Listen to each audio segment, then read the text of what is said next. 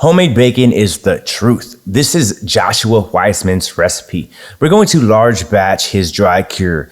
2 cups or 400 grams of kosher salt, 1 cup or 200 grams of granulated sugar, 6.5 teaspoons or 60 grams of pink curing salt. That is pink curing salt. We're going to mix this up first with the whisk to break it up, then pour it onto itself to fully immerse it together.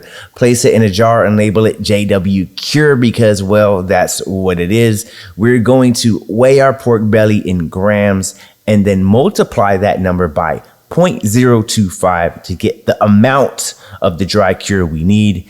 And then we're going to rub every corner of this belly with the cure and 2 tablespoons of brown sugar because I wanted to add that.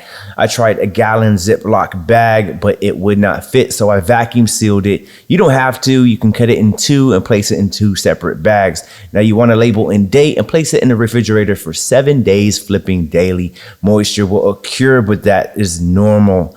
After 7 days, rinse and pat dry. I smoked the pork belly at 200 degrees Fahrenheit until I reached an internal temperature of 150 degrees. Not me, the pork belly. Slice and bake it on a rack for ultimate crispiness and then serve it how you like. Don't judge my toast on my rather boring bread. It was late and I was tired and I want to get this video done.